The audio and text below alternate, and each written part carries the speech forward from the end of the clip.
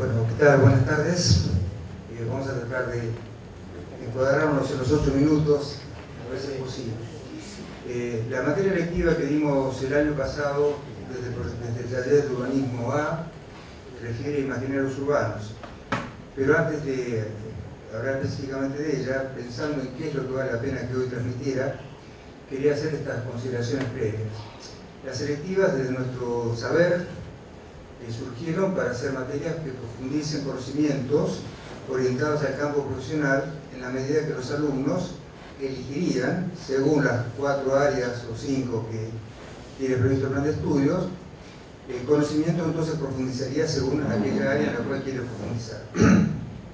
Esa pauta nosotros la hemos tenido presente siempre, es decir, nos hemos privado de ofrecer algunas alternativas que podrían ser novedosas, interesantes, pero que nos derivaran de la profundización de un conocimiento adquirido. Lo otro que es importante es que en algunos casos de alguna temática novedosa, y por ejemplo la imaginaria de alguna manera lo es, nos obliga a incorporar algunos conocimientos en la materia que permita unificar criterios con alumnos, incluso cuando son alumnos que provienen de distintas cátedras o de distintas épocas, porque a veces nos vienen algunos personajes de distintas, que hacía años que lo estaban cursando, o como recientemente ocurre reiteradamente, por suerte para nuestro gusto, que tenemos alumnos que vienen por estos programas de intercambio. En este caso hemos tenido alumnos de Brasil en la última y de España. Bien, entonces, en ese panorama, las selectivas, para nuestro caso, deberían los alumnos contar con conocimientos sobre cuáles han sido las modalidades predominantes y paradigmas en la gestión urbanística y en las configuraciones espaciales, tener claro el papel determinante de algunos actores sociales como sujetos colectivos y el papel del Estado en la convalidación y la promoción de las transformaciones espaciales, el paso de las políticas explícitas a las implícitas en las modalidades predominantes de planificación, donde un paradigma o una expresión muy clara de las explícitas eran los planes reguladores, y desde nuestro punto de vista, los planes estratégicos, que en realidad se formulaban como planes estratégicos para el desarrollo local, esconden las políticas implícitas, es decir, son el ámbito de cobertura para las negociaciones por fuera de las normas establecidas. Es decir, el recaimiento del Estado significó abrir al mercado decisiones sobre las acciones sobre el espacio y, como comentábamos el otro día, el régimen de iniciativas privadas es lo que nos explica muchas de las más significativas obras de equipamiento, y en el caso de Mar del Plata muy claro que así es. Y también nos parece indispensable que los alumnos hubieran llegado a estas selectivas con una formación y un conocimiento previo y suficiente sobre la estructura urbana, particularmente de Mar del Plata nos interesaría, sobre las normativas y el valor del suelo y cuáles son las causas de las modificaciones en la valorización del suelo. Bueno, quiero decirles, y por eso me parece que es una acotación importante, que en nuestra percepción estos conocimientos no están seguramente incorporados en los alumnos que llegan a nuestra selectiva.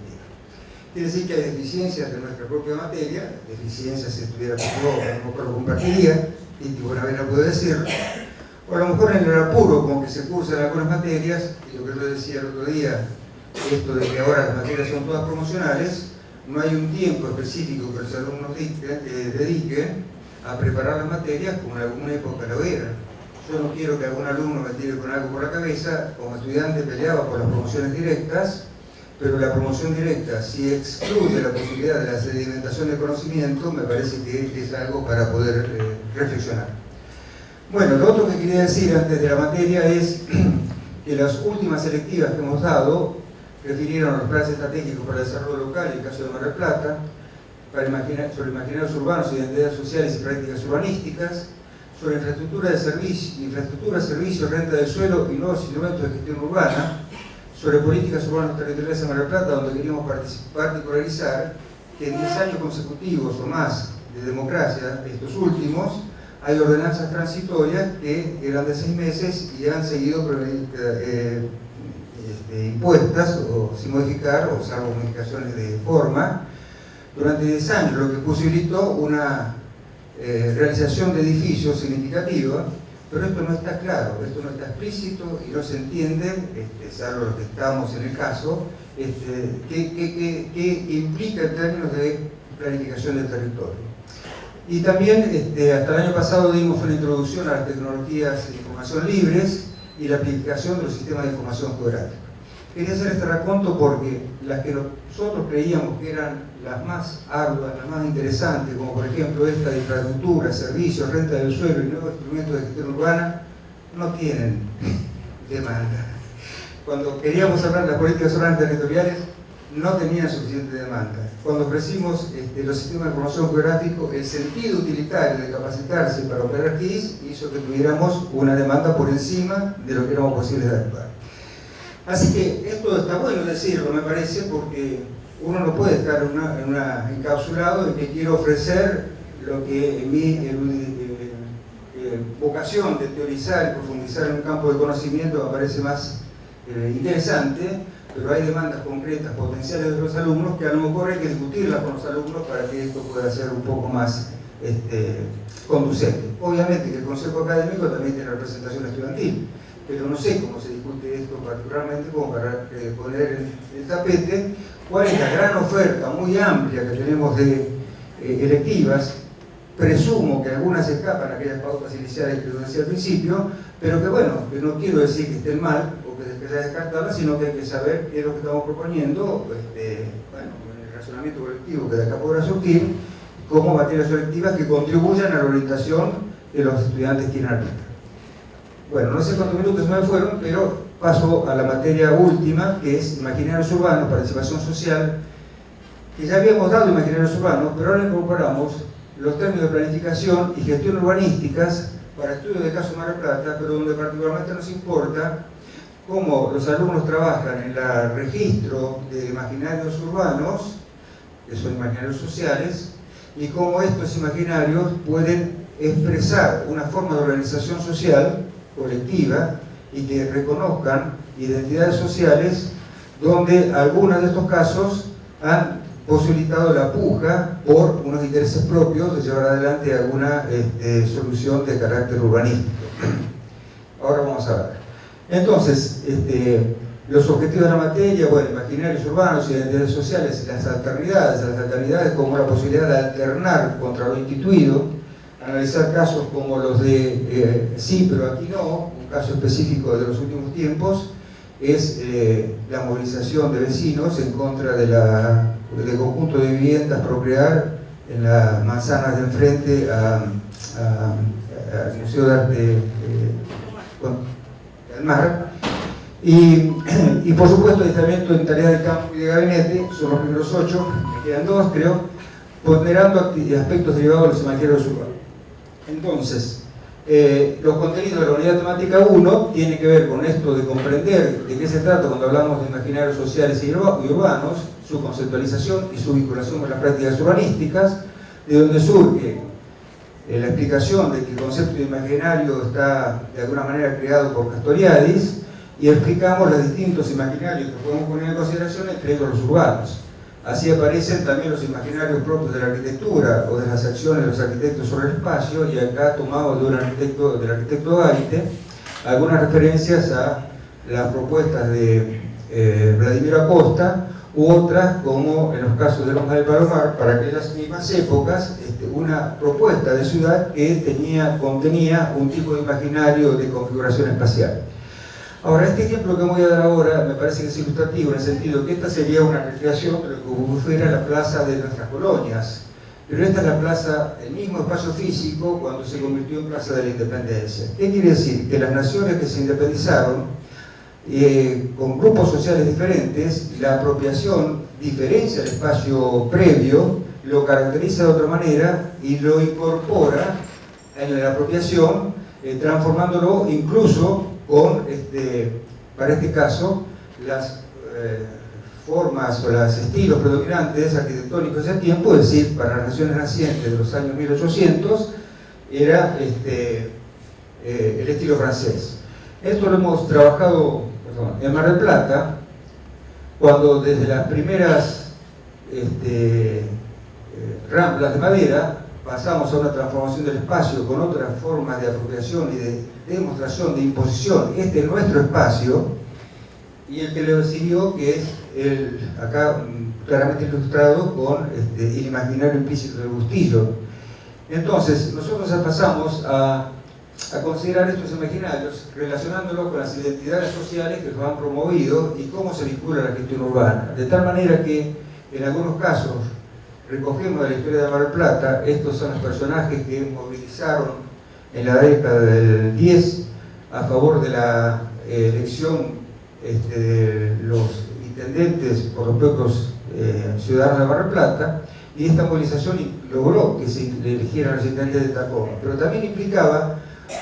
unos cambios, o implicó unos cambios a las gestiones municipales, y esto no es partidismo ninguno, donde las prioridades en materia de equipamiento y de obra pública fueron otras que las que venían antes, desde cuando había comisionados municipales. Y muy poco después tenemos los imaginarios y las concreciones en el espacio que pudo realizar el plan regulador. ¿Cuál era el imaginario erudito de lo que llevaban adelante el plan regulador? ¿Cuáles son los imaginarios que están implícitos en el plan estratégico municipal de Mar del Plata, la versión 1, como es este caso, la versión 2, que es la actual, y también la simbolización del espacio? Estoy dando ejemplos muy breves, ¿no es cierto? Empiecen a pensar en la cantidad de simbolizaciones de espacio que pueden haber, incluso con la toponimia de las calles. Mar del Plata tiene una situación muy particular en cuanto a cuáles son los nombres de las calles. Acá no hay calles que tengan el nombre de Juan Perón o de Eva Perón, por ejemplo, ¿no es cierto? Esto tiene que ver con cuáles han sido los grupos prevalecientes en cada caso y cómo han ido concretando en el espacio una forma de expresarse. Los grafitis los trabajamos muy bien, y otras varias expresiones. Para terminar, la última unidad temática es la que hace la gestión urbana específicamente y la formulación de alternativas de intervención, imaginarios y políticas públicas. Entonces, algunos estudiantes, estos son casos que han trabajado, han tomado las obras para la Cumbre de las Américas y ahí tuvieron en cuenta no solamente las obras, sino las obras es la excusa para poner en evidencia los imaginarios que tuvieron presentes, imaginarios populares, imaginarios eruditos, imaginarios institucionales, el Museo del Mar, el proyecto para la reconversión de la ex terminal de ómnibus en el actual Centro Cultural y Comercial que está en marcha, la apropiación del espacio por grupos juveniles, como para este caso lo que pasa en La Fuente, también hemos trabajado la calle Alem y otras, la ocupación y la lucha por el espacio público en las movilizaciones de carácter político-social. Entonces, un ejemplo paradigmático para nosotros es lo que ha sido las luchas por lograr la obra de infraestructura Acueducto Sur, que dotó de agua potable a los barrios del sur. Es decir, que para los años 80, los barrios al sur de la ciudad se compraban el agua a aguateros y lograron entonces organizarse a través de un imaginario del agua que armó se llamaba Comisión Pro Acueducto Sur. Lavaron la ropa en la fuente de la Plaza San Martín. Eso significó un impacto, algunos lo recordarán, muy significativo en la ciudad. Y después esta gente logró articular con la municipalidad hasta que la obra se concretara. Es un caso explícito de un imaginario instituyente, en el sentido de que pudo convertirse en instituido en la medida que logró una puja con el poder establecido y logró instituir una realidad de infraestructura que en este caso es una realidad urbanística, de provisión de obra pública, que en este caso es de infraestructura. Bueno, sobre la identidad barrial y esto de las alternidades y demás ya he hablado. La metodología no es muy diferente de lo que puede haberse expresado aquí en cuanto a clases teóricas, informes individuales y demás. Y las promociones son habitualmente exclusivamente por promoción directa, porque no nos llegan alumnos que no sean regulares a las selectivas, salvo excepcionalmente, y aprueban solamente en la medida que obtengan un 6 en la promoción directa, y si no con 4 o 5 tienen que después cumplir con un examen final. Bueno, es todo y muchas gracias.